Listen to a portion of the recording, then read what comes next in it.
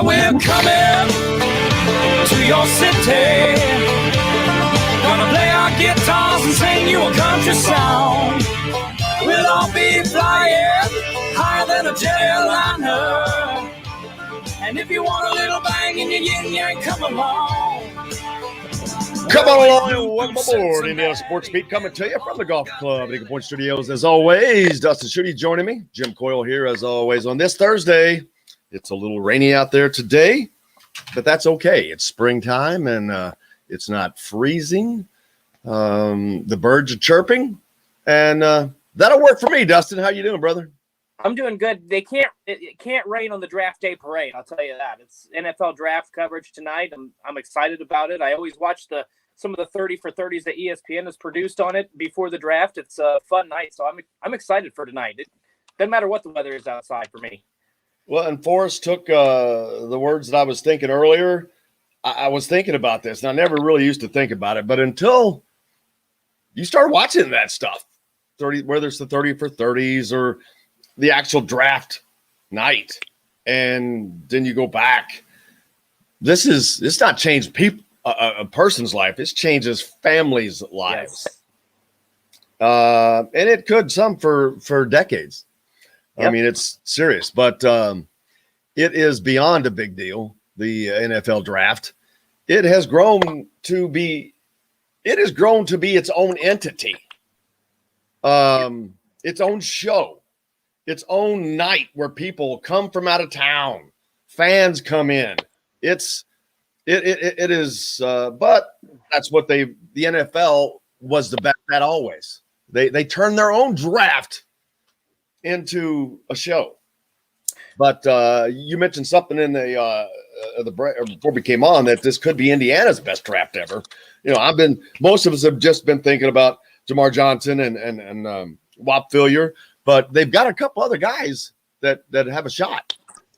Yeah, you look at, Jamar Johnson seems to be the lock. Jerome Johnson, the defensive lineman, could be somewhere in the mix too. And Indiana hasn't had 4 players selected in the NFL draft since 1988. And so you put those 2 guys in there. I've seen some 6th or 7th round projections for Harry Kreider, the offensive lineman.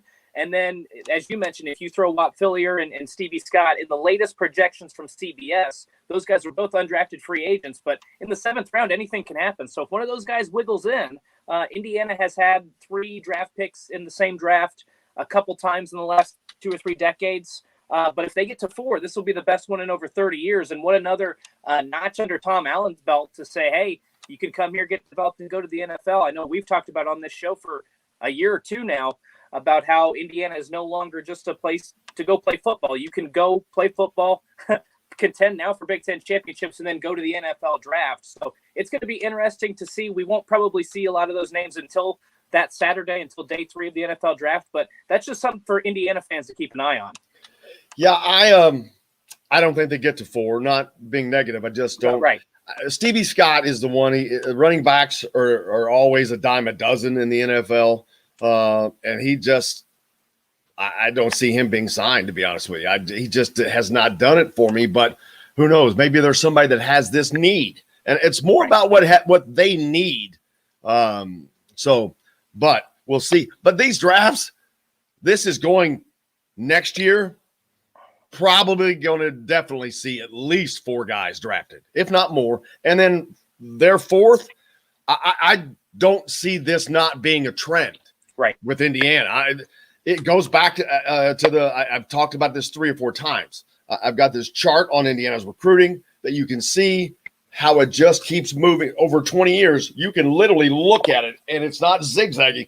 It just is moving over. Everything is moving over higher. The draft picks are going to move on. The star ratings average moving higher. Everything is going to continue to go up for Indiana football. This is not a flash in the pan. He didn't have some big talent come in and boom, they had this great quarterback and No, this is from the ground swell up. He's done this without the elite talent. They've developed talent. If you do that developing talent, then the elite talent starts to come. That is how, I'm not going to call it elite programs, but that's how great programs are built. that built this. I'm not talking about Ohio State or Clemson, but the rest of these teams that are right there, that's where Indiana is and has to fight to stay.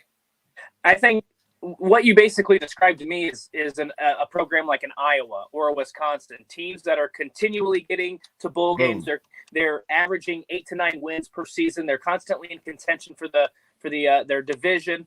And I think Indiana can do that. And what you see from those programs is, Iowa or Wisconsin, they'll get a 5-star player maybe once every 2 or 3 years. They don't get a ton of them. They get a couple 4-star guys. And if you start to see that at Indiana, where you get a 5-star guy here and there, and then you get, 5 or 6 4-star guys in every recruiting class, you're going to continue to build that depth. One of the issues with Indiana in the past has been they've had enough talent on the starting line.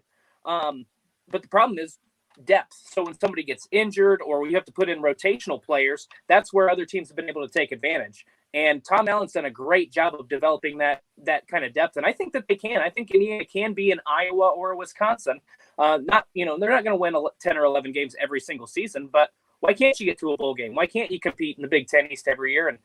And I think it's the chicken and the egg, right? I think Matt Taylor or somebody talked about that last week. You start to get the talent, you'll start to see more wins. And if you start to see more wins, you're going to start to get even more talent. You get the wins, you start to get more talent. You get more talent, you get more wins. Exactly. Because they right now they're using developed talent. Developed talent gets you wins, then you get elite talent and developed talent.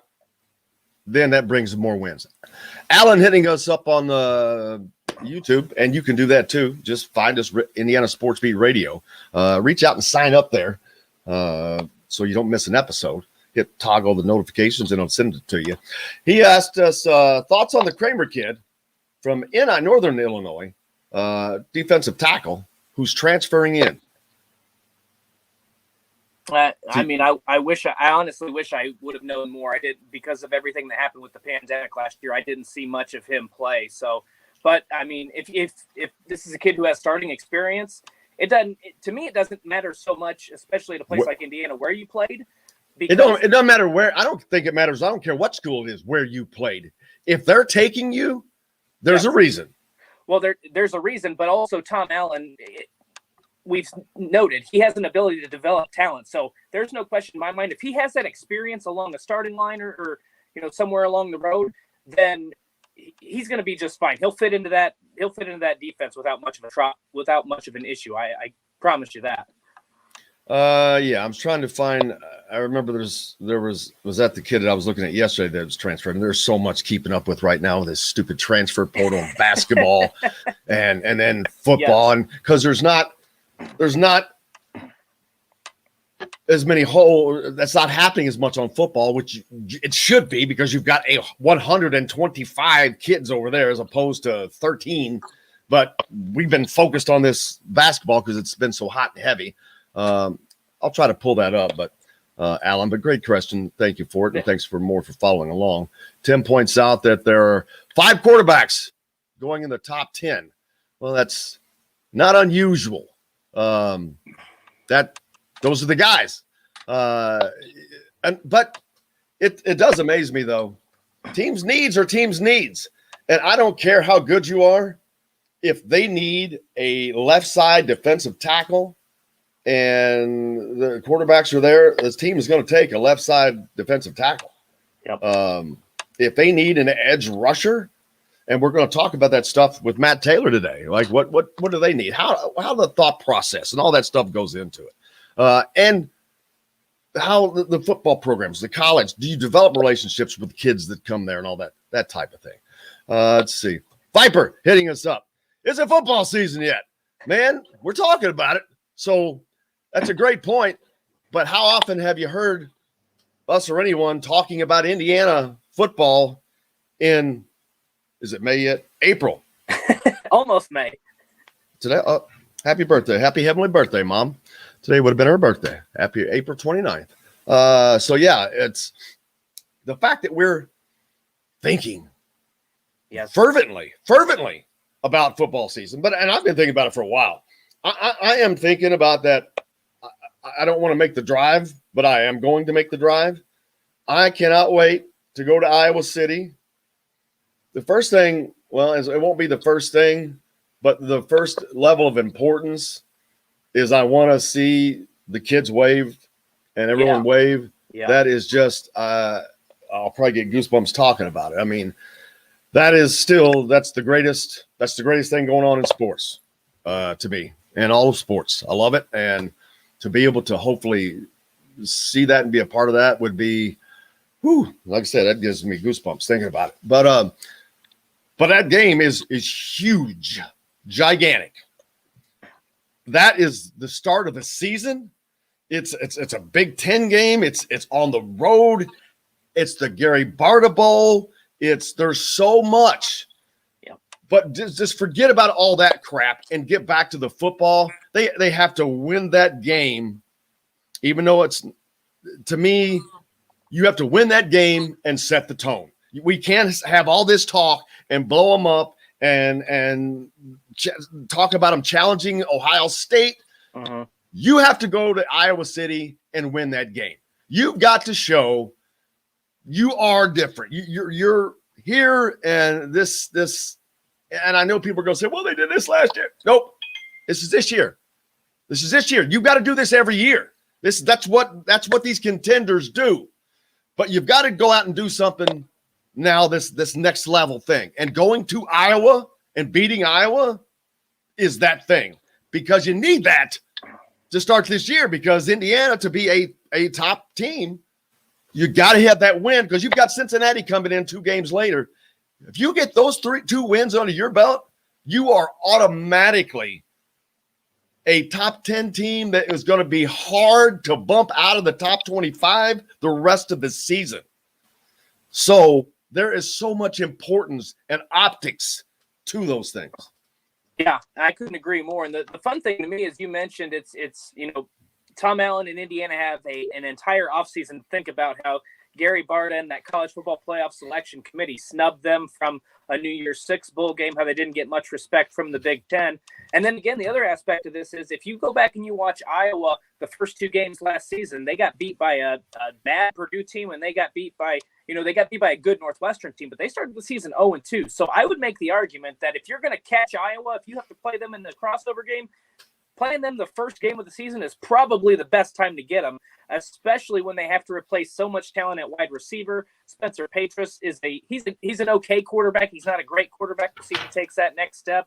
But they were losing the defensive player of the year, and Davion Nixon, the Big Ten defensive player of the year. So there are a lot of favorables for Indiana heading into that game.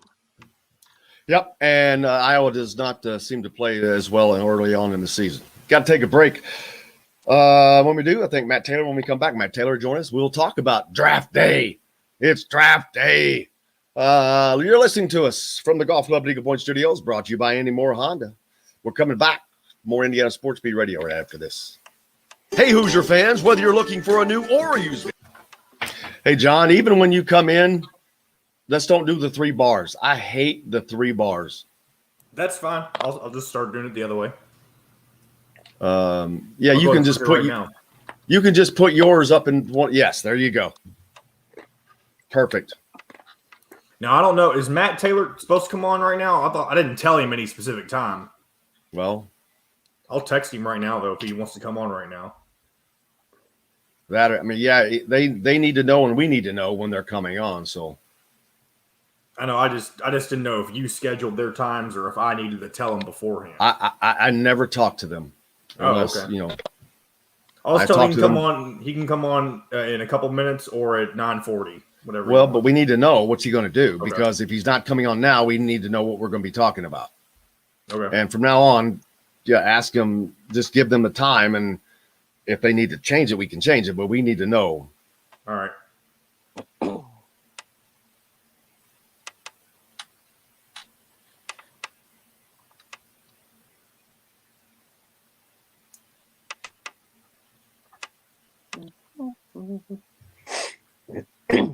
Sorry, I just thought you already had them pre-booked for. I know Chris already comes at 10.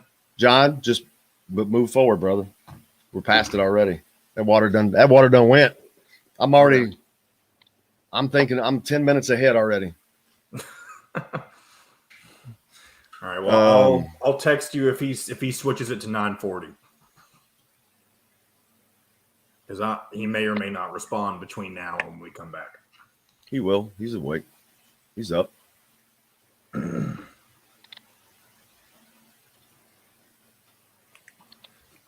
dun, dun, dun.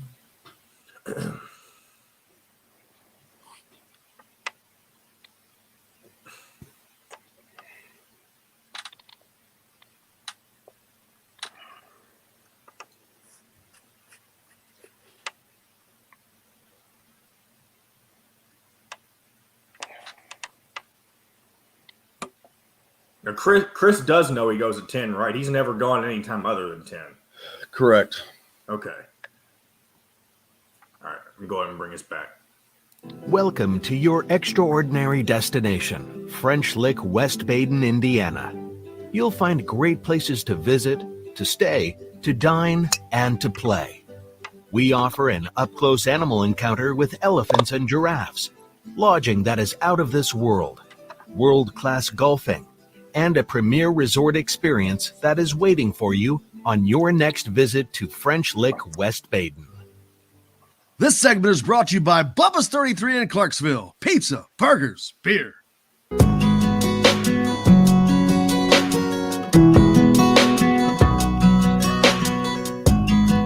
Welcome back to the Golf Club Big Boy Studios. Jim Coyle here with you, as is Dustin Schutte from Saturday Tradition, who they cover the Big Ten. And make sure you reach out and follow us on Indiana Sports Beat Radio on YouTube. Click that, give us a follow so you don't miss an episode. And go to thehoosier.com to keep up complete coverage of the Indiana Hoosiers. Just saw Jeff Borzello put out his way too early top 25. This is basketball. He's got Gonzaga at the top again. Why you waste your time with that, I don't know. Villanova, UCLA, of course. But how about this? 4 and 5. Ohio State and Purdue. Those are the two Big Ten teams he has in the top 5. Maryland at 10. But there's still a lot of respect, even though the Big Ten didn't have a great season in the NCAA tournament. I should say they were fantastic all through the year, and a lot of people believe that that's going to be the case again this year. It's going to be a tough. It may not be quite as deep as it was last year, but it's still going to be a tough conference on the hardwood. We'll see. But it's draft day, baby, and we have got the man, Matt Taylor, with us from the Indianapolis Colts. Matthew, how are you, sir? I am glad that it is draft day. I'm tired of the hype. I'm ready to get it over with and add some new players and see what this is all about after weeks and months of speculation here. We need to get a big old Colts U logo to put up on your for your avatar. That would look beautiful. Do it. We have to have you do it. It's on your ends. Oh, well, then it probably won't get done because I'm not savvy like you guys are at that stuff. Oh, trust me, savvy is not in any part of my equation here. But yeah, draft day it is, and the big question is what are the Colts going to do? But of course, it's what does everybody else do? Sometimes that plays into it. I don't know. Are the Colts in a position to where they're probably not going to be affected by the picks in front of them? Oh, most certainly they'll be affected by the picks in front of them. Absolutely. Especially I haven't looked at it. Yeah, especially when it comes to two premium positions that the Colts need, offensive tackle and defensive end. The thing that helps the Colts in this draft is it's going to be so top heavy in terms of offensive players and especially quarterbacks in the top, like 5 10 to 6 picks, or 5 in the top 10 like that. You know, there could be 5 quarterbacks taken before the Colts pick. So you're talking about that's only 16 picks before the Colts selection, which could help them if a handful of things go their way. Now, obviously, a lot of teams need tackle help. And there's a lot of tackles in this draft class, but just like any normal draft or any usual draft, there's a handful of guys that are sort of the cream of the crop. And some of those players like, Christian Darrisaw might be off the board. Penei Sewell, who's maybe the best tackle in this draft class out of Oregon. He might be off the board. Rashawn Slater out of Northwestern, another top tackle in the draft class. He might be off the board. So then the Colts have to sort of weigh and make a hard decision on, okay, if those guys are the blue chip players worthy of being taken in the first round, how much of a drop off is there between the blue chip players and then the next group of guys, whatever you want to call those guys, the red chip players or the best of the rest, whatever, is the best player from that group worthy of a first round selection, or can you trade back a handful of spots, maybe get another number 2 or another a third round pick in this draft, and still be able to kind of pick from the pool of players that you like in that category. So everything's on the board. I mean, it's the same kind of philosophy holds true for defensive ends. But again, so many offensive players are going to be taken to the top of this draft that the great defensive players in this draft are going to be pushed down. So the Colts might be able to get, maybe the second or third best pass rusher, or maybe the first or second best corner in the draft. We'll have to wait and see. But that's all definitely on the table. And so is trading back, like I said, to make sure you get more shots at the draft board. And maybe, you can pick a player from the pool of players that you like by trading back if you want to go that route. Yeah, I know, Dustin, you've probably paid a lot more attention to the other things that are going on in the draft that precede that. So you should jump in, because I have been too busy with college basketball and college football lately. But what you've seen. Yeah, from what I've seen, and this is more of the Big Ten side of it, Matt, you talk about some of the needs, and I think out of the Big Ten, there are some really good prospects that could fill some of those voids. You talk about cornerback, and you look at Greg Newsome too. The second, out of Northwestern. He's got a guy that jumped up, kind of came out of nowhere coming into this draft. And then defensive end, Kwity Paye out of Michigan. He's another guy who maybe didn't put up quite the numbers he did a couple of years ago, but at the same time, he's still got a lot of potential. A lot of teams are still high on him. And then Jason Oweh out of Penn State, he's another guy who's the freak athlete, and he's a guy that once again didn't quite put up the numbers last season because Penn State had a down year. But I like what the Colts have in terms of options. It's going to be interesting to me to see what they prioritize, whether it is going to be that defensive end or whether they go offensive tackle, because I think they do have a lot of really good options. So in your mind, do they try to protect the quarterback in this, or do they just go with the best overall player and then maybe try to add offensive tackle later in the draft? Yeah, I think definitely, it sounds cliche, but it's so true. I mean, Bill Polian has talked about this. Other GMs I've talked to about this have said the same thing, including Chris Ballard, that, you can't force the draft. The draft comes to you. You can't dictate the draft. Simply, you have to just be reactionary, and you have to have a good plan going into it. And certainly, the premium positions that the Colts need are offensive tackle and defensive end.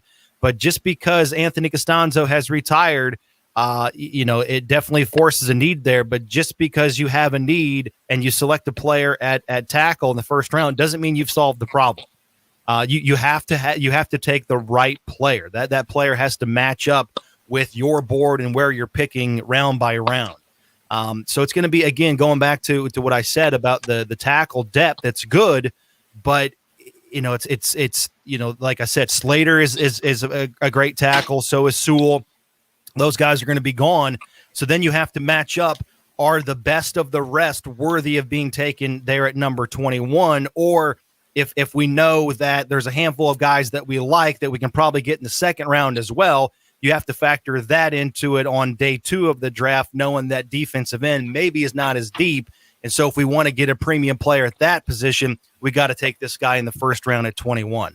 It's fascinating because the Colts haven't drafted in the first round since 2018.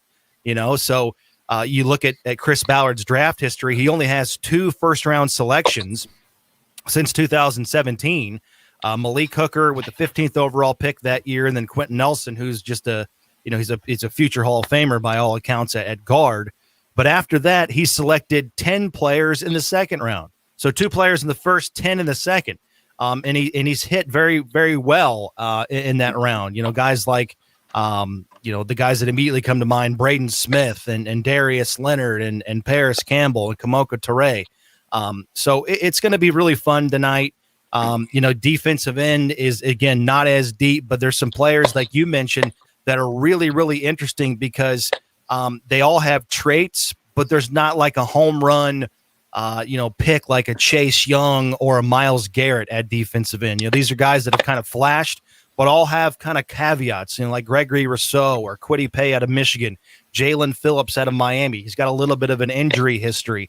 Jason Owe is he's a freak athlete, but where was the production last year in the Big Ten? Didn't even have a sack last year in the Big Ten when the conference came back and played football. Same thing with Carlos Basham out of Wake Forest. He's not the complete package, but maybe he's a guy that you can invest in and kind of mold and turn into a double-digit sack guy. So every draft is so fun because of just how important the draft is for every team in the NFL. But I think this one specifically, because of the lack of information on players due to the pandemic, some conferences, played a full schedule. Some didn't play at all. Some played only 6 or 7 games like the Pac-12 and the Big Ten.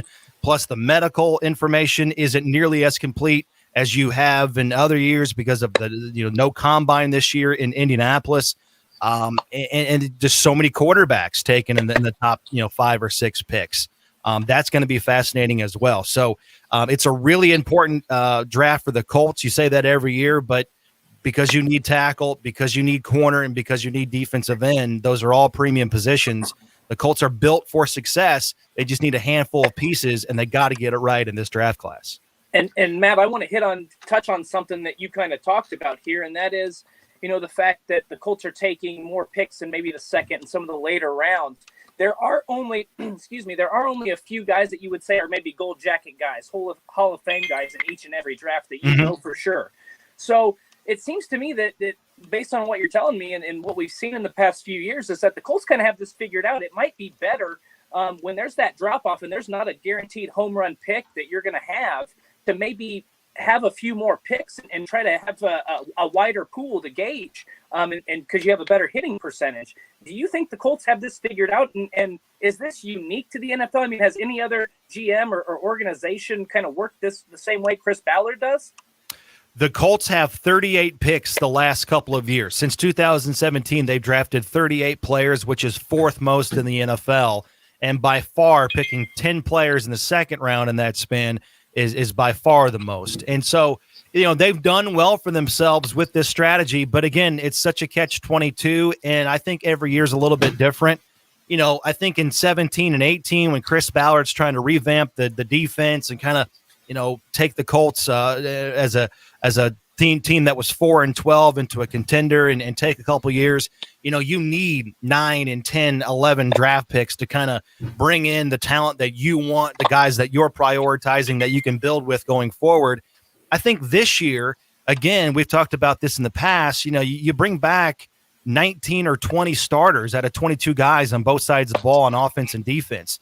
So I think this year it's not as imperative compared to other years to have a huge draft class because you're ready to go. You're ready to compete. It's time now to go from good to great and compete for an AFC championship with teams like Baltimore and Kansas City. So, you can trade back out of 21 and get more draft picks. And that's certainly, what the Colts have done in the past. I mean, they've traded back 8 times since Chris Ballard's been the general manager, and it's worked out well. But I almost this is just an opinion. It's almost, I think now, almost a better strategy to get no doubt impactful players. And again, I think it certainly depends on your board, and that's why the draft's so fascinating. But if there's a player, man, you really like at 21, and that can help you going forward as immediate as next season, no matter what position he plays, it's almost like you need difference makers. For the most part, and I'm sure you guys have heard this, for the most part, you look at Tampa Bay's roster, they won the Super Bowl. If you look at Tampa Bay's roster compared to Jacksonville's roster, guys, 15 to 53, it's pretty comparable. Most NFL rosters are comparable when you talk about when you get rid of the difference makers, the top 10 to 12 players on each team. So I think the Colts need more of those guys. Give me a guy that can be a stud for you for the next 4 or 5 years in the first round. Give me a difference maker defensive end. Give me a guy that you can build around at offensive tackle in the first round. I'm not saying it's a bad idea for the Colts to trade back out of 21, but man, if I'm Chris Ballard and I know I've got this window of opportunity right now for the Colts, and I just need a handful of more difference makers, I'd be hard pressed to trade back at a 21 just to get another pick in round 2 or round 3, or maybe another pick next year, knowing I just don't want to trade back and let this difference maker, get out of my sight, get out of my grasp, knowing I'm so close to achieving my goal in 2021. So yeah, it's the decisions that come in, but it's like I love to describe it. This is just basically it's high speed chess, and not checkers, but chess, because every move is critical, but every move in front of you matters, and the moves behind you matter. It is, and they're always fluid. Watch draft day; it's a great move. I mean, I don't know that anything is ever truly that crazy. I don't know if anyone could ever make that kind of a deal, but. Not Jerry Jones, but the old coach from the Cowboys, Jimmy Johnson. He made pretty good deals back in the day, but yeah, I mean they built it. That entire Super Bowl winning deal, run that they had was built off of the draft for the most part. Mm-hmm. No, the lifeblood of the NFL is the draft. I mean, if you just look at the teams that have drafted quarterbacks in the last couple of years. I mean, the Jets are a perfect example, drafting Sam Darnold in 2018, and here they are again 3 years later, and they're resetting the clock. Like, when you screw up the draft, especially at the top, you're not going to have a very good team. You just aren't. Like, you have to do well in the draft, and by doing well, what I'm saying is you have to hit around 50%. It sounds crazy, but if you hit 50%, if you have 50% success rate in the draft, you're going to be a good team. And like, that's how much of a crapshoot it is. And that's why these teams spend literally thousands of hours watching film and poring over video and doing interviews and taking into account character, because it all matters. And even if you hit half the time, you're going to be in a much better position than teams that screw up the draft. I mean, again, I hate to pick on the Jets, but they just, they are where they are for a reason. You look at the Jacksonville Jaguars, outside of 1 year in 2017, they've picked in the top 10 9 times in the last 10 years. They're selecting a quarterback for the 4th consecutive year. Now, obviously, they haven't had the number 1 overall pick in that span like they do tonight, and they're going to pick up Trevor Lawrence. But you get where I'm going with this. So, Chris Ballard's done a really good job, especially on day 2 and day 3 of the draft. It's just going to be fun to see if he pulls the trigger at number 21 tonight, knowing that he's just a handful of key positions and players away from this team really having a chance to do something in the AFC next year. Man, don't forget, Matt, make sure the Colts know, make sure Mr. Irsay knows I'm available. You're always available. That's the problem with you. You play hard to get a little bit. I think that would serve you. I think that would serve you well. Yeah, well, maybe it's not working. You're too available. Well, you gotta try something, right? So what after the draft? What do you do? What do you get to do? I mean, I know that you're working and being a part of that, but there's other people that are doing this and doing that. There's so many different roles. Once this draft gets by, what do you get to do? Do you get to rest finally? Do you get to not? Yeah, the draft is sort of the big last thing of the offseason. Certainly there's going to be a lot of fallout from the draft, and we're going to have a lot of content and coverage of that for the next couple of weeks. But once the dust settles kind of in mid-May, so to speak, then you can sort of start organizing and getting ready for next season. In fact, I've already kind of done that to a degree, but then you can really start to go all in on, okay, it's 2021 regular season time. Got to get ready for that, and all that goes into it.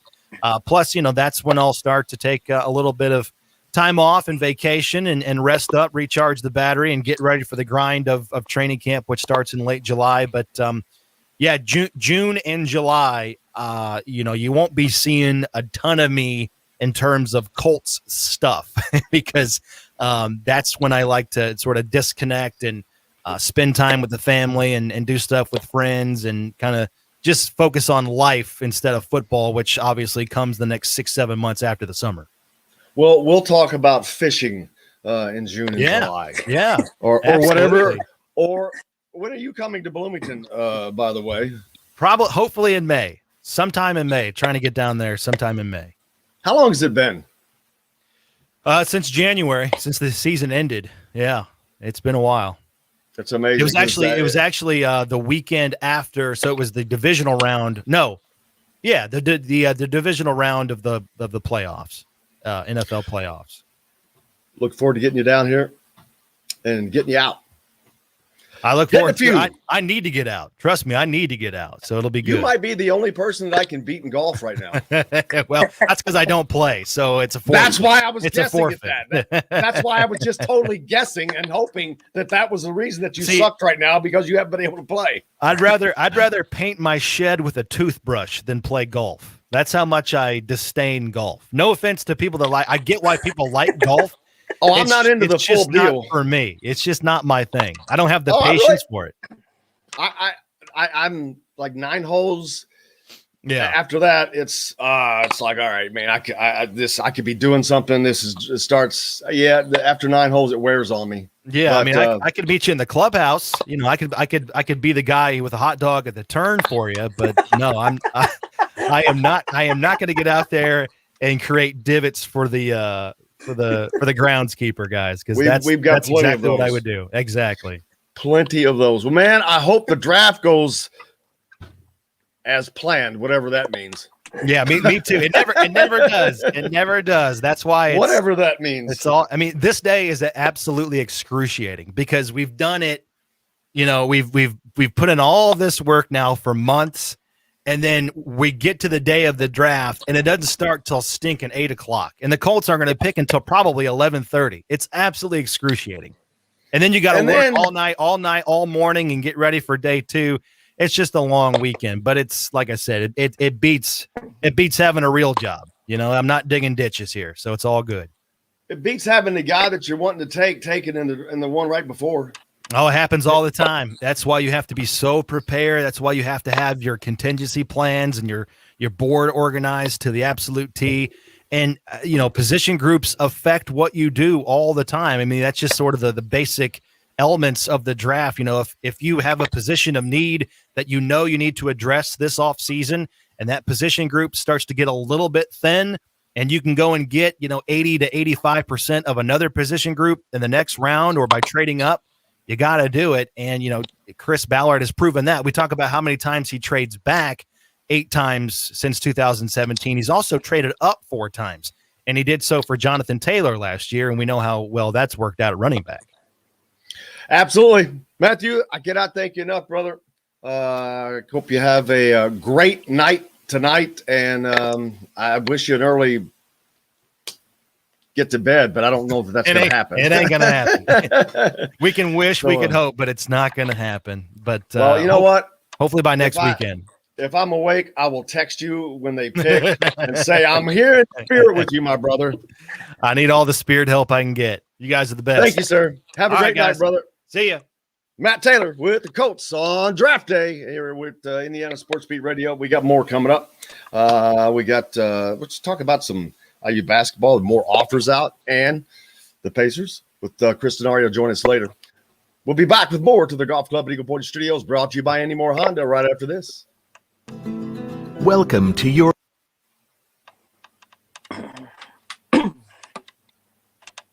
Oh, yeah. What is it? Your texting is so loud, or you're typing. That's what it is.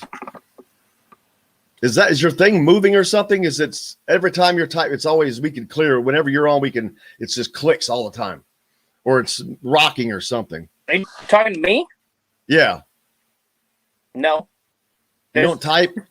No, I don't type. I have the phone set up against this chair here and it doesn't move. Oh, it's on your, that's weird. There's it literally just sits in this spot. So I don't text or anything because it'll close me out of the meeting.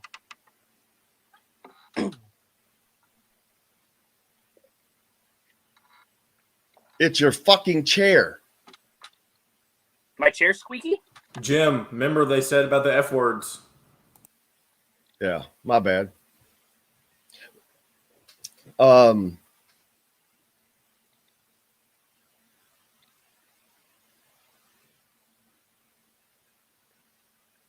because I don't hear a thing right now. He must have stopped whatever he was. Well, is he moving? No. It might be. Can you hear it now? Well, I hear the chair squeaking, but that's his chair squeaking, but that's not what it sounds like. I think when you rock around, I bet that is what it is. It's your damn chair. Every week we're like, where is that typing coming from? It's like it's driving me insane. No typing. Hey, look, we got John's party pooper over here in the comments because I told you not to say the F word. There you go. That's right. It's your daggone chair. I'll try to get a new one for next week. We're gonna have to build you a studio down there in Georgia, man. Yeah, that would be nice. So why do you do it in that? Why do you do it in that room? Well, number one, it's where I can get the best sound, and number two, if I don't, the damn dog. It's the only place in the house I can get away from the dog. Put the dog in there. Huh? Put the dog in there. He howls. Oh man. Strangle him. Get rid of him. Yeah. Put him on the patio. All right, we're coming back. Put his leash on him and hang him by his leash just during the show. All right, let's stop. Let's come back. A month, or a new 2021 Honda Accord LX front-wheel drive lease for just $270 a month. Andy Moore Honda Bloomington's #1 Honda dealer. Come see us at the all-new Andy Moore Honda, now in Bloomington. This segment is brought to you by Bubba's 33 in Clarksville. Pizza, burgers, beer.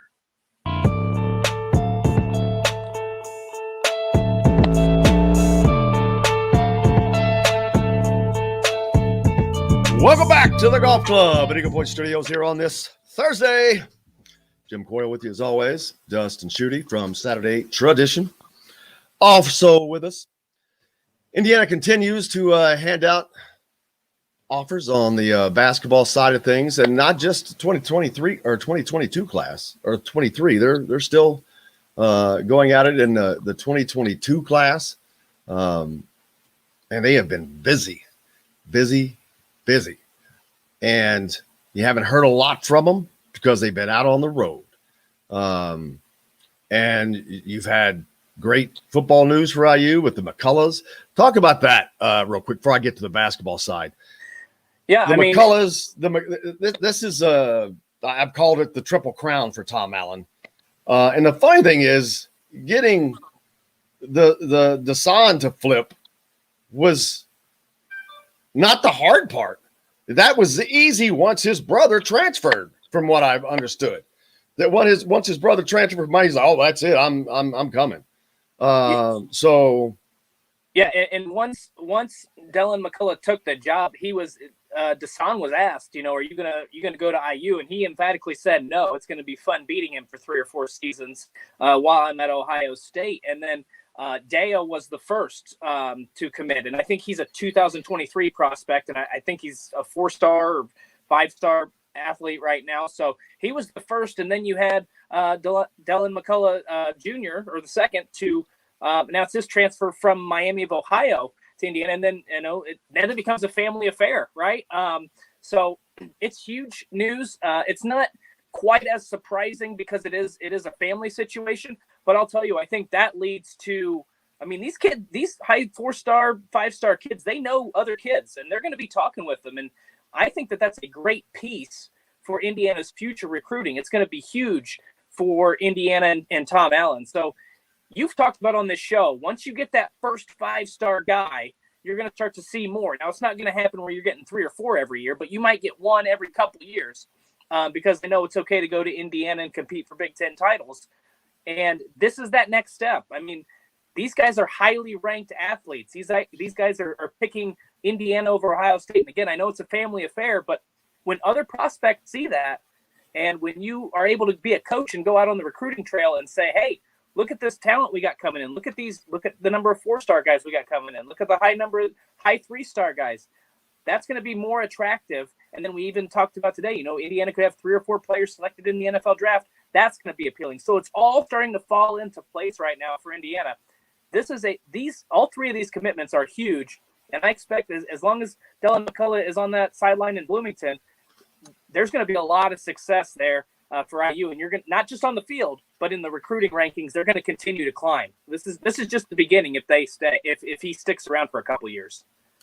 Well, and then you add DeLond McCullough to that recipe, and what he will be able to bring in outside of his family from a recruiting standpoint. That is going to continue. It's time. I'm telling you, I can't wait for 5 years from now. That chart will look pretty cool. But yeah, it's time. And Charlton Warren too. He's already done some really good things. So he's another guy that if he sticks around, Indiana's recruiting is, it's going to look, you talked about the gradual incline, and it's going to eventually go, this way. It's going to go long ways because you're going to start seeing classes in the top 30s. I think if those two guys stick around, like I said, for 3 or 4 years, you never know because we've seen guys, Kalen DeBoer and Kane Womack take head coaching jobs pretty shortly after they took a job at IU. So you never know for sure, but if they stick around 3 or 4 years, they're going to see a huge bump in recruiting, in my opinion. Absolutely. Indiana extended an offer on the basketball side to 2022 forward Kyle Flipkowski. Big man, 6'10 forward, ranked number 117 in the Rivals 150. He's the number 15 power forward in the class. Wilbraham and Monson Academy forward. He averaged 20 points, 10 rebounds a game as a sophomore. 20 and 10, baby. Double average as a sophomore. Here's it gets better. He shot 35% from 3. That's a nice weapon. As a 6'10 guy. Yeah, that's a start because that's just development coming. So he's seen his recruitment take off over the past 6 months. Had a very good start to the AAU spring. He's playing with New York Renaissance, so he's up in an East Coaster, but he said he talked to the Hoosier.com, said, I'm playing with New York Renaissance this year and only playing a few weekend tournaments so far has already gotten my name out there. Flipkowski told the Hoosier.com, I am looking forward to Peach Jam this summer because I really do feel like we have a chance to win it all. Getting to compete, huge for those guys. Getting to go out and see them is going to be great. We've got the Run and Slam at Fort Wayne this weekend. I'm trying to get there. I've got to try to get schedules work out, but there's going to be a ton of guys there to watch. Guys that CJ Gunn and those types. He's already recruited Indiana, but Jalen Washington, people of note, Jaden Smith, all those names. I think all those guys will be there. So this should be a great weekend up in Fort Wayne. So there you go. Looking forward to that. And the old cliched coaching saying, what is it? College coaching isn't a job, it's a lifestyle. So, they're sending out offers. You're looking at kids 2022, 23, probably even 24, and maybe even beyond. It's constant, especially, it's the same in football and basketball. So it's good to see that they're taking this seriously and Indiana is continually trying to, get those offers out early and say, Indiana showed interest in me early because sometimes that matters to some of these kids. Well, interest is a key fact here. On Tuesday night, Flipkowski was offered the scholarship on a Zoom call, but it had the entire coaching staff there. His recruiter is Dane Fife. He started recruiting him at Michigan State a little bit, but Thad Matta was there. Like I said, Dane's got the lead responsibilities, and he says, Coach Dane Fife was recruiting me from Michigan State, and when he went to Indiana, he picked things up right away. They offered me with the whole staff there. It was everyone on the staff, Thad Matta, Coach Hunter, Coach Roseman, too. So obviously meant a lot to him. He talked about his relationship with Coach Fife. We have been developing our relationship for a few months now, and it is getting tighter and tighter, which is good to see. I'm looking forward to keeping things going with him.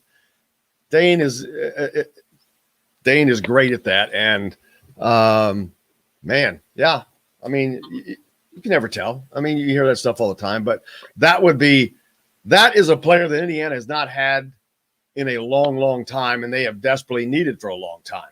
A stretch that can shoot, or a big that can, changes the game, changes what you can do, and he could be the one, but we'll see. But the recruitment is going. It's out there and it's successful. You don't even have to land the kid to be successful.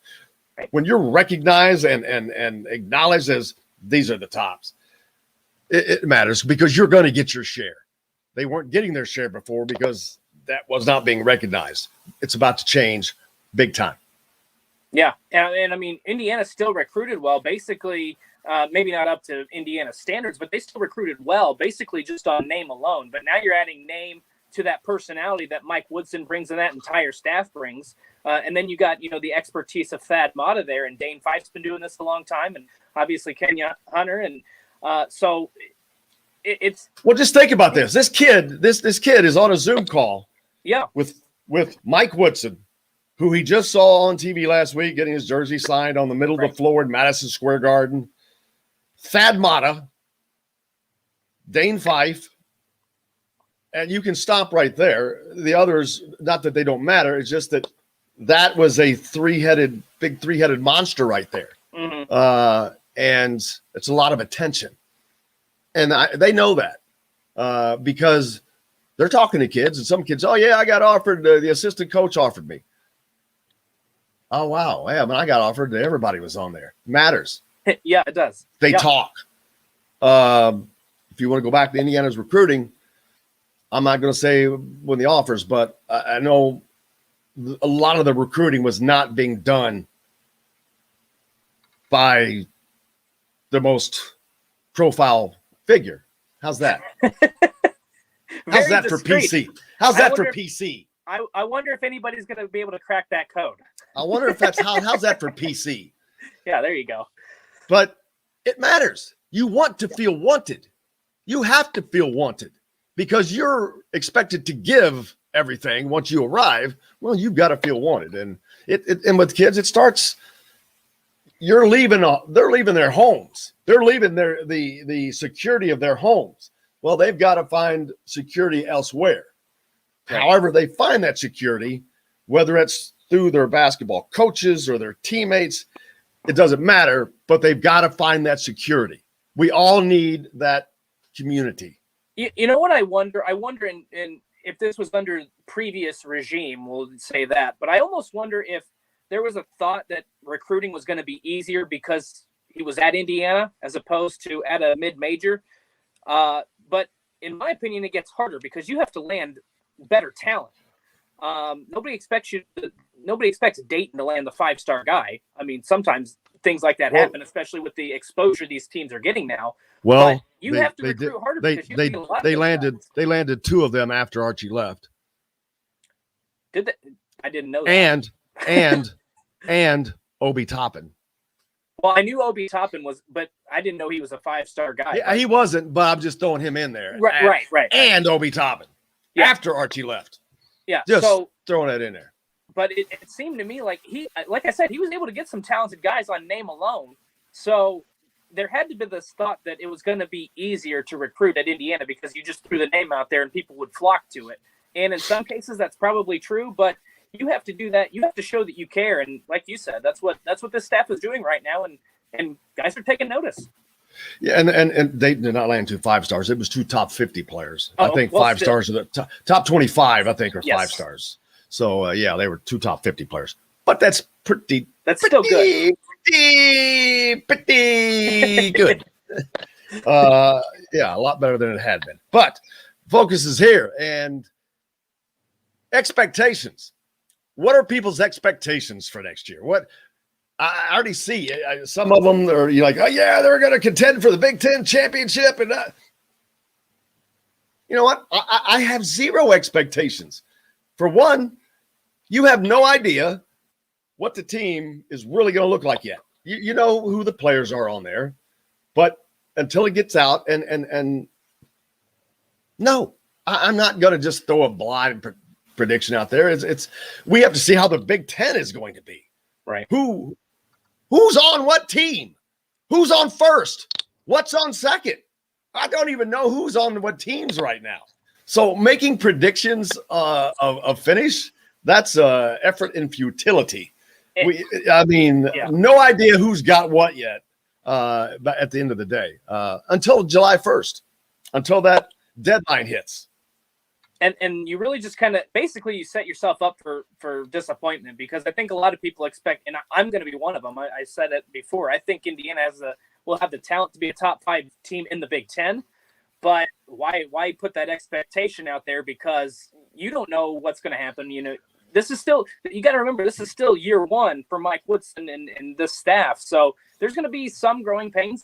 Maybe not. I could be completely wrong, but it's better to just go wait and see. I know you've said it before, the product will be better. I mean, it's not going to be any worse. I think top 5 is not – top 5 is something that should be expected of Indiana every year. I don't know if that's something – don't know if you can tag that with them the first year, like you said, right. But going 4th every year. Right. From then 4th. But we'll talk about that later. Chris Denari is going to join us next. Always like talking to him. Pacers, they play tonight. They play the Nets. Ooh, Brooklyn.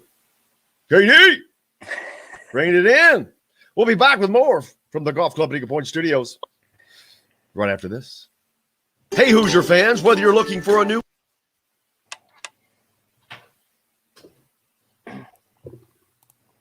I'm trying to sit really still. Oh, it's all right. I got to get a drink of water, though.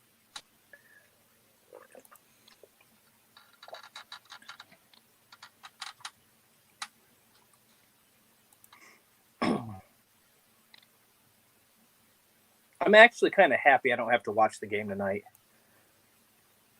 The Pacers?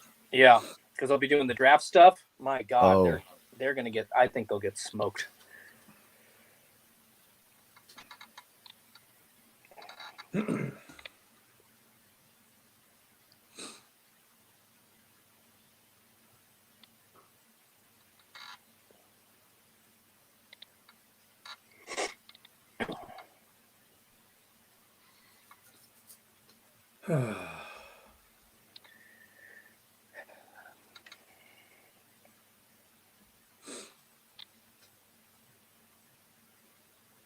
Just FYI, I did double check with Chris, even though he's not in here yet.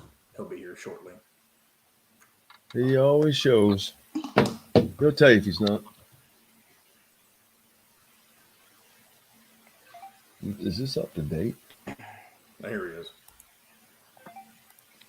Jabari Smith. When did Jabari Smith play? Who? Jabari Smith. Hey, Chris. Hey there, how are you guys?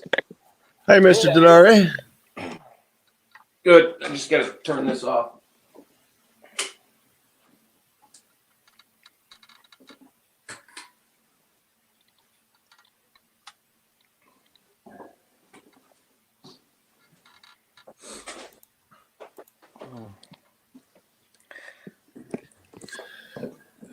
Well, man, you had a night off last night. Well, I shouldn't say off, but Yeah. no game. No game. But going yeah, on? I needed to get over that blowout on the other night. Those are hard to do, I tell you. But didn't that follow a blowout? Didn't they like score 130 and then give up 130 Yeah. in succession? Now, But they've won. It's interesting because we beat Portland, who's, a good team. We beat them by 24 back in January at Portland. And then last week they got swept by Memphis, who's having a good year. All right, And then they go on the road. And a back-to-back. premier resort experience that is waiting Sorry, for Chris. you on your next visit to French Lick, West Baden. Today's guest is brought to you by Reynolds Family Dentistry of Sillersburg. You need $1 million smile for those championship photos, and that's exactly what you'll get with Reynolds Family Dentistry.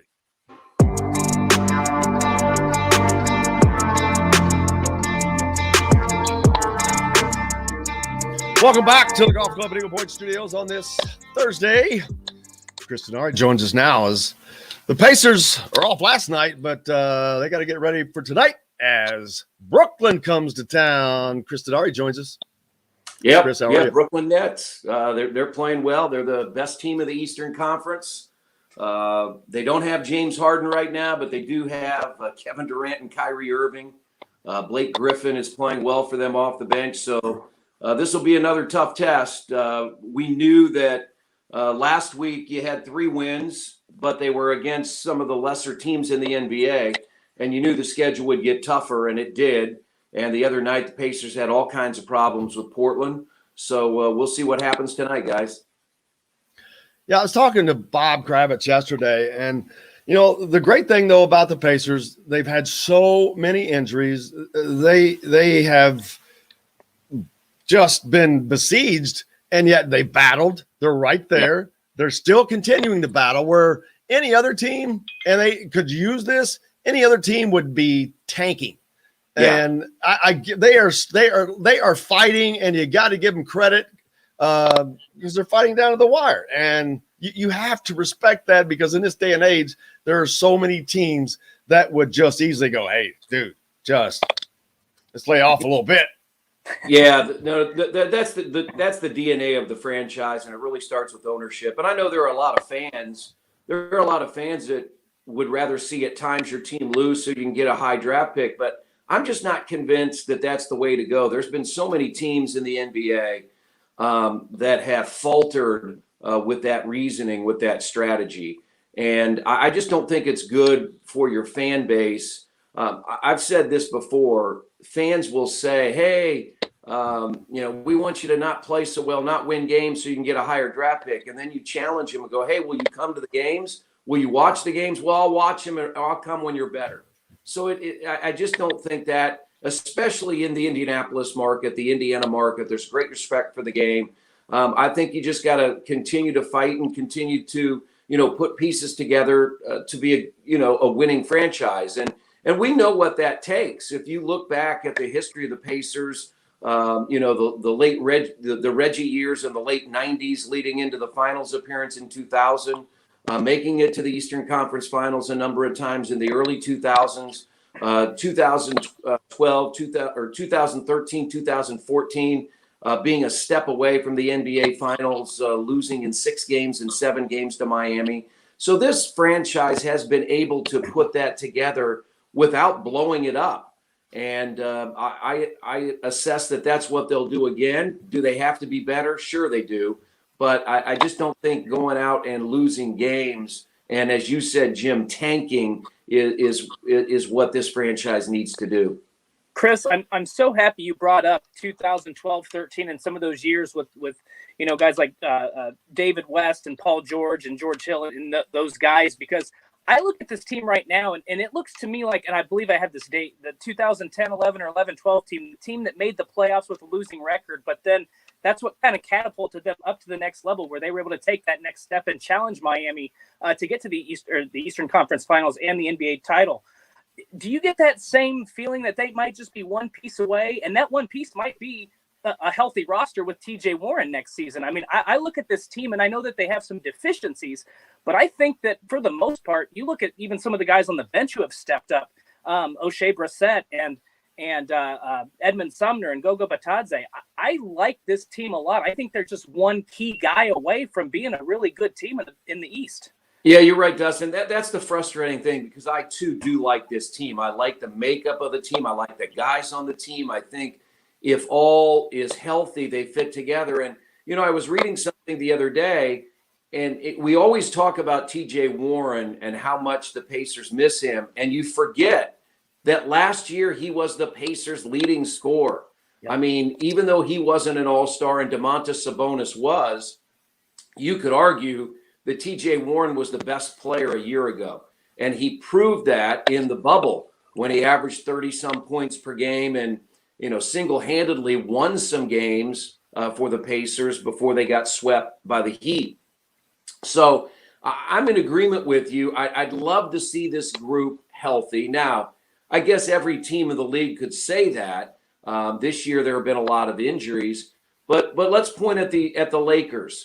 If you take LeBron James and they had Anthony Davis out for quite a while, that's probably a lottery team, right? I mean, right. They had a sub 500 record without those two guys. So the same thing is true a little bit with the Pacers when you take Miles Turner out for a while, Domantas Sabonis, TJ Warren's been out for 50 plus games. and this team is still hanging around the 500 mark. So it'll be really interesting to see how these final 11 games play out. Do the Pacers hold on? I think they will, to be in the play-in. Can they make a run in the play-in to get into the playoffs? And as you said, back in 2010-11, they got in as the 8th seed. They played Derrick Rose and the Bulls, and they got beat 4-1. But I think it was a great learning experience for that group to understand what the playoffs were all about. And I really think that helped propel them the next 3 years. And one player I want to point out, because I think he's done well on the court this season. I think he gets a lot of negative backlash, but I've been watching him on the sidelines. Miles Turner, when he's not on the floor, he is like an assistant coach to Nate Bjorkgren. He's a guy that he's constantly yelling, on the defensive end. Do you get the sense that he thinks that, or he knows that this is his team? He has to be a leader? Because I see some of the scrutiny and some of the negative comments about Miles Turner, but to me, he's the ultimate team guy. He gives 100% effort every time he's on the floor. And like I said, right now, he's standing up for 48 minutes a game and coaching his team, even though he can't be on the floor.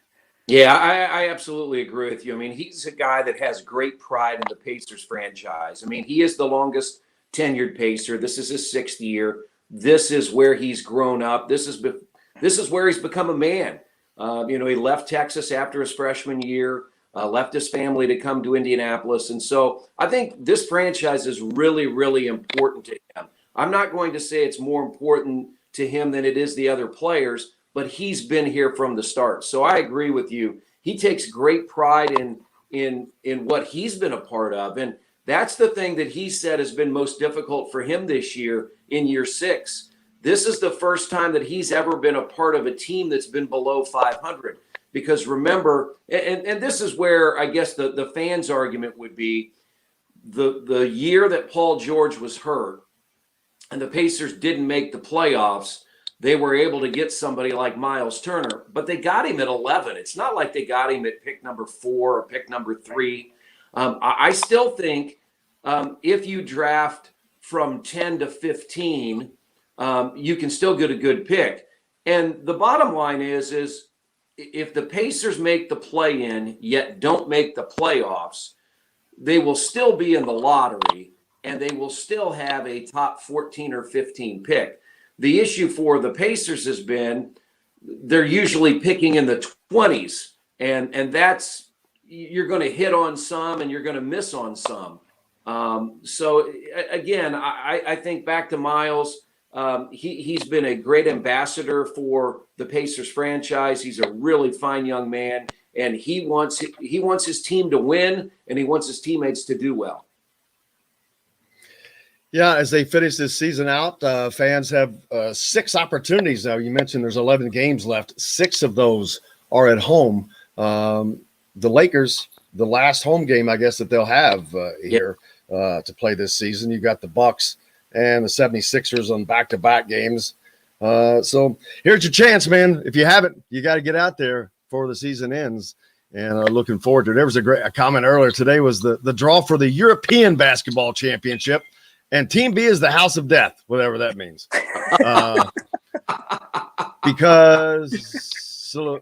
Because France, Slovenia, Germany, and Lithuania in this team, he's excited to start. So if I could read your name, I would thank you, but I cannot.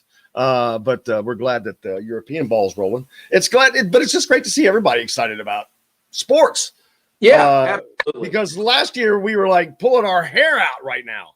Right. I don't know what you guys talked about last year. I mean, every day had to be like Groundhog Day, right? Because there was really nothing to talk about. Now, if you look at, you've got the NBA going on, Major League Baseball, golf, NASCAR, IndyCar, spring football. Indiana hired a new coach in Mike Woods. I mean, you probably have a lot on your plate now that you wished you would have had last year because there just wasn't much to talk about.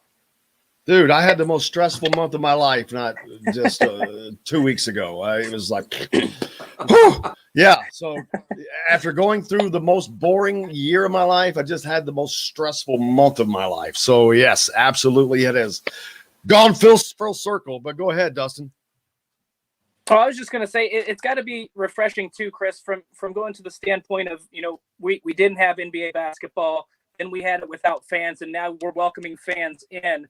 Just that transition has got, I know it's not full capacity or where Bankers Life Fieldhouse usually is, but hopefully we're heading in that direction. And just having that little bit of fans in the arena has to make a huge difference, even calling these games. Oh, absolutely. I mean, there's an energy that it provides. I've done 50 plus games now in the studio, all the road games, and we've adapted to it. But you miss that energy. You do hear some noise in your headsets, but just being around the fans, we have fans come up to us, masked, social distance right now, and they just enjoy being back in the field house.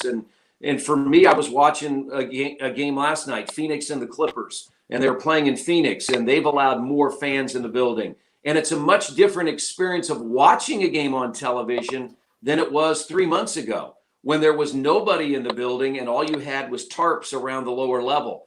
Now you still have some tarps maybe, covering the first 4 or 5 rows, but then you see thousands of fans in the building. So you just feel good that we're getting back to normal. I've had both of my vaccines. I'm 3 weeks or a month into the second one. It just gives it gives you a sense of relief. And I know everybody has their own opinion on it, but I'm just hoping that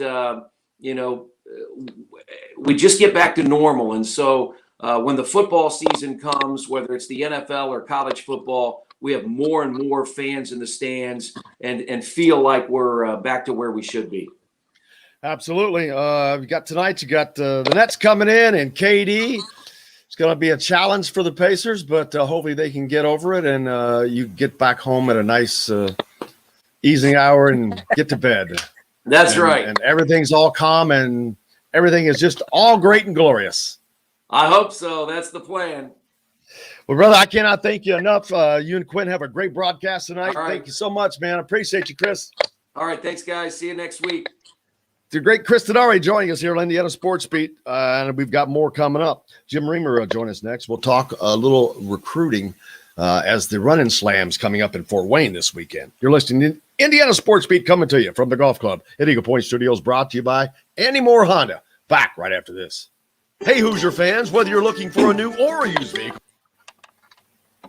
Does Jim have the link already, or I need to send it to him? I didn't know Reamer was coming on today. He wasn't. I'm saying, have you sent him the link, or do I need to? You might call him. Send him the link and see if he can do it by link. And then you may have to call him. Okay. He's in his car. I don't know if the link will work while he's driving. All right. And if it goes bad, mute him, dump him. And just say, screw it. Well, mute immediately. Yeah. Just, you don't have to dump, but you have to mute. I gotcha. No, I don't want to. No more. Everything's got to be great.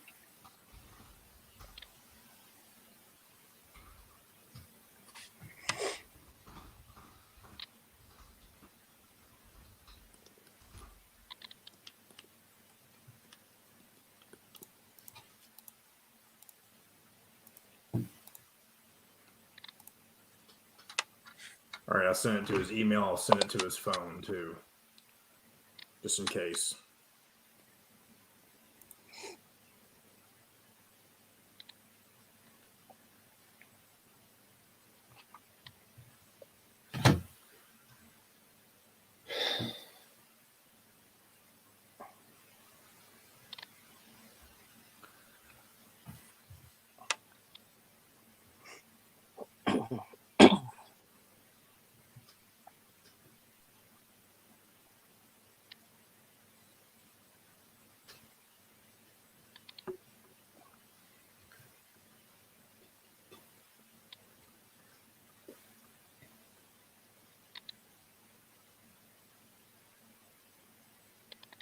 Oh, damn. All right.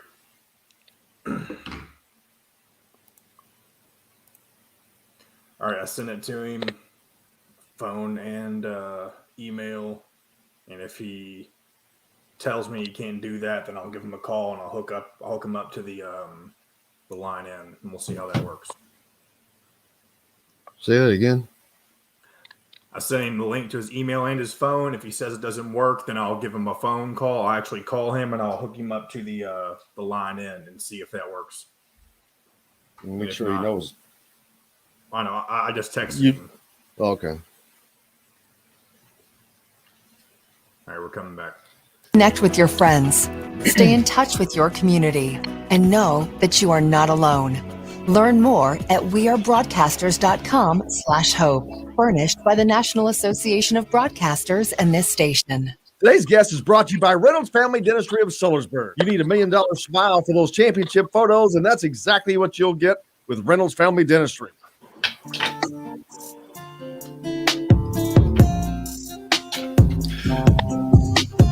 Welcome back to the Golf Club at Eagle Point Studios on this Thursday. Jim Reamer joining us. We missed him on Monday. And it's a big weekend coming up, Jimbo, up in Fort Wayne, man. A lot going to be happening. A lot of players up there that a lot of people want to watch.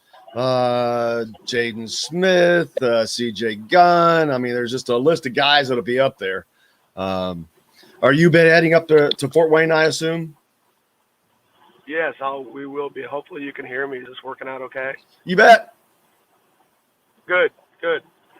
Yeah, there's the main action is going to be, and pardon my voice, by the way, it's a combination sinus issue and coaching. So the main action is going to be at Sport One Fieldhouse, as well as I think it's called the Plusman Center.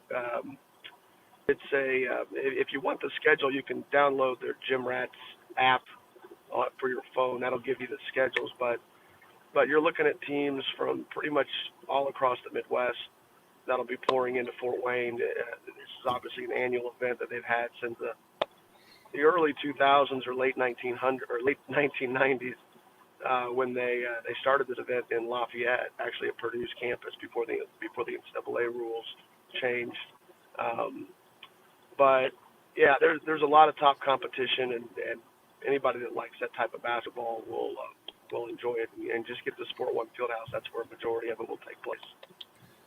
For Indiana fans, who are some of the players? I know that CJ Gunn will be there, but there's a lot of guys of interest. Mr. Washington from Gary West, I think, will be there. Right, he'll be with Mean Streets out of Chicago, and then Braden Smith is a guy that I think that IU fans, that really all high major fans need to take notice of. He's a guard out of Westfield who put up tremendous numbers playing, obviously, a 4A schedule. Westfield is in the largest class, Indiana, and their big hurdle every year is Carmel, or at least every year since Braden's been there has been Carmel. So, I mean, look, this is one of the best point guards to come through the state since Yogi Ferrell. I think he had passed. I think he has risen to the number one point guard in the class, out of Indiana, that is, among Indiana point guards. And obviously this week Purdue has offered him. So that would definitely be a good one to check out. But Jalen Washington from Mean Streets, look, he's a kid that this is his first full season back from an ACL tear. I still think his best basketball is ahead of him. I do think there's times where he could be a little bit more versatile in the post or in the paint, but he's just so skilled facing the basket that it's hard for him to it's hard for anyone to turn that down from a coaching perspective. But he's multifaceted offensive player whose only weakness is just his strength, and I think that's going to continue to improve. There might be some questions as to how much weight he can gain and how much his body will handle. I don't know enough about his frame yet, but sometimes when you're that thin, you can put too much weight on.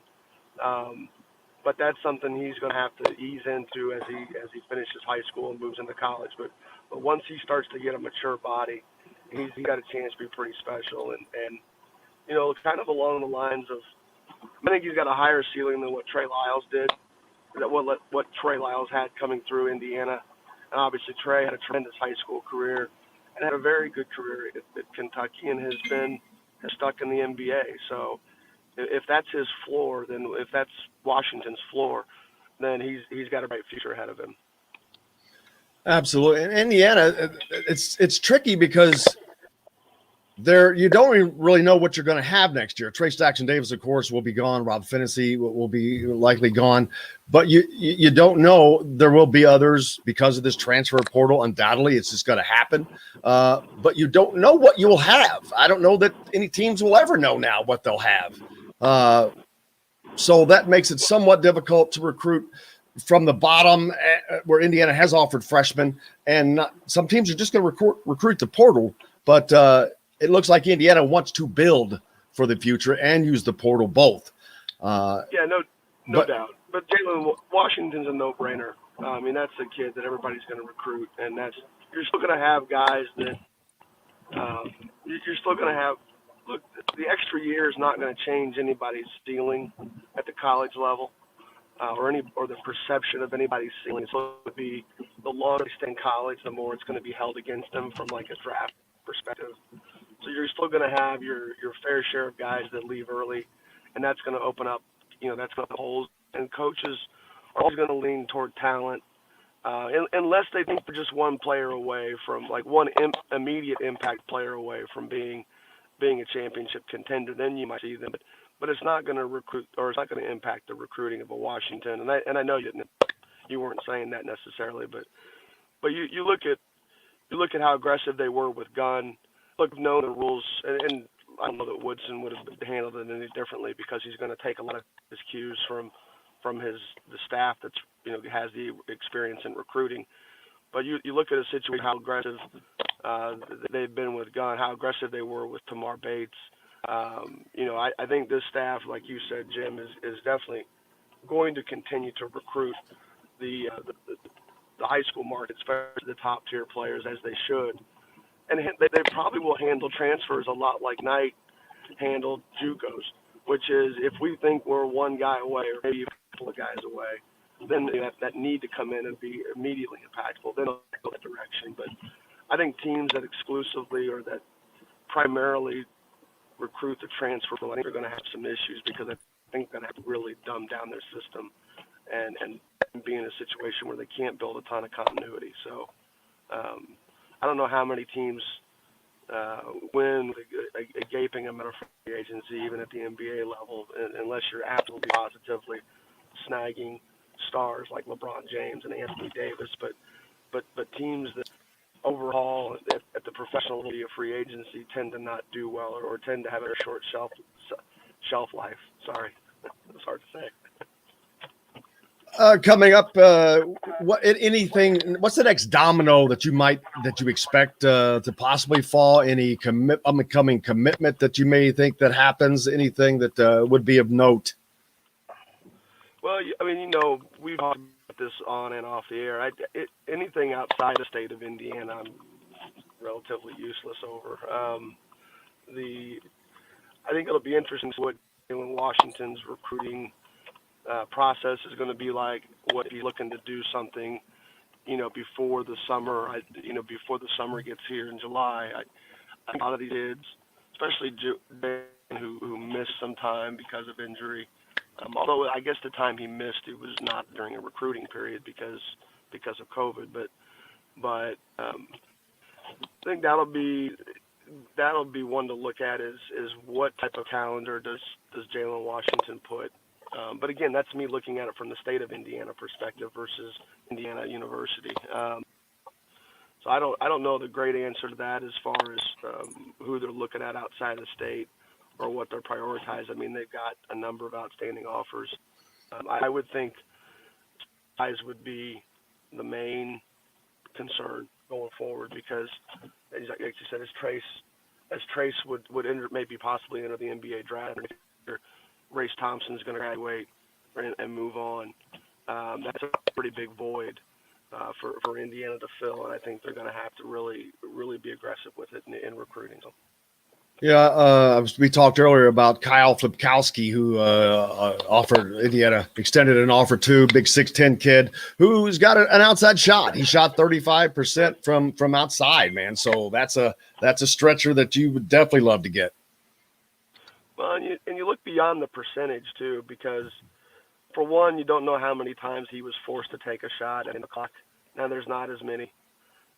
clock situations in high school as there are in college, but sometimes you can usually subtract a couple of shots, a week from a player, from a player's misses because they have to rush a shot out. But you also look at positional percentages, and you look at a 6'10" kid who can shoot 35%.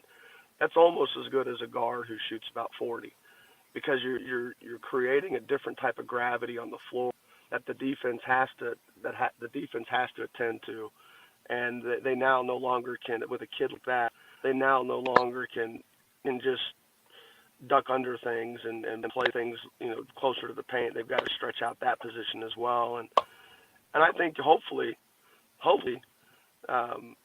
at shot mechanics. Race Thompson, I think the way his mechanics have progressed at Indiana, and the emphasis that it's going to be under Coach Woodson, hopefully you'll see a situation where he now is a little higher up the scouting report in terms of guys they have to close out tight on. Hopefully he's able to have some sort of impact on the defense's gravity, because he looks like he's got a shot at being a good perimeter shooter. Not somebody you'll run a ton of stuff for, but definitely somebody who can be in pick and pop situations, or situations where he's back screening his way out and his man to help, and suddenly he's free, and then he gets a rhythm catch into a clean look, and he becomes a viable option that way. So, hopefully that happens too this year. But a kid like Lepowski, that would be the similar scenario. You just want to recruit bigs, and Jalen Washington would be this kid too, with just a versatile skill set. And we'll have it's not to see. just about getting through post players. We'll see after they can get, and this weekend will be fun up in Fort Wayne. Have a fun week until then, and be safe, and maybe we'll see you up there. But thanks a lot for jumping on, man. We'll see you again soon. We'll do Monday. We'll all be good to go. That works. Jim Bremer joining us here today and talking about some recruiting. Thank you, sir. Dustin, that's going to pretty much wrap it up for us, unless you want to stick around and do overtime. But I think we've worn out the talk on today. But, man, it's always fun. We've got the draft tonight, and so go take a nap and get ready for that. Yeah, absolutely. I'll be like Matt Taylor. I'll be up till like 2 or 3 in the morning tonight, and then do it all over again tomorrow morning. But it's a lot of fun. It gives us something to talk about. Absolutely, and I can't wait to come back tomorrow. We'll have Verdell, Alec Lasley be with us, and we'll see what else we can scare up for you tomorrow too. And we'll see what happened with the draft. Maybe an Indiana gag goes tonight. Other than that, make sure you go out and do something nice for someone. I can't thank you guys enough for joining us. Without you, there's nothing. Wear your mask today, and until tomorrow, I'm Jim Coyle. I will see you on the radio.